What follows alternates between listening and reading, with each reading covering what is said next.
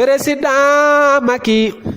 li mu liggéey ci réew mi daara yi wax ko rekk du ci doy naa ci fent ay way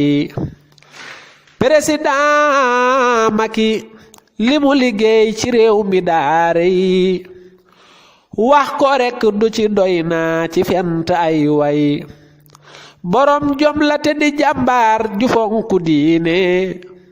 ku gis liggéey bi mu def xam ne kii du cuune borom jom la te di jàmbaar ju fonku diine ku gis liggéey bi mu def xam ne kii du cuune du tongoo ka xulloo foo ko fekk day jëf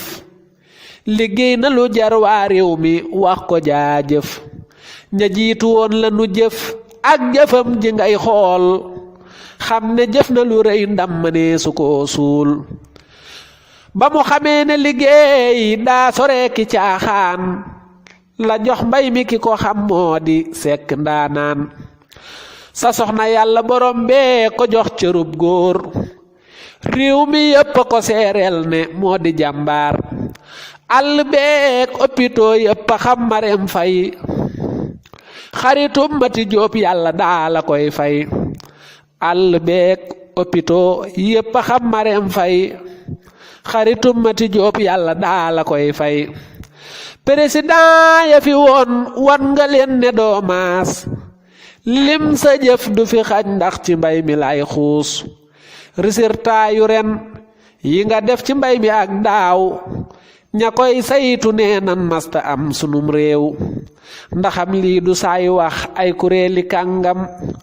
yu yor commission yu naw ci seeni xam-xam fewis net sil si faawoo ak paam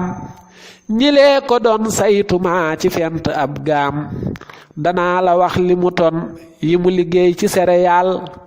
résultat bu tol ni masta am ci Sénégal liggéey na ca 2 millions tegal ca 732 plus 109 kilo émergent dugub am na ceebit am kasaaka gerte liggéey bi mu ci def ñépp ci am fierté mënoo wax ci mbay ba mu yegg fàtte maraîchage li mu toni ren moo tax ñu gëm émergence mënoo wax ci mbay ba mu yegg fàtte maraîchage li mu toni ren moo tax ñu gëm émergence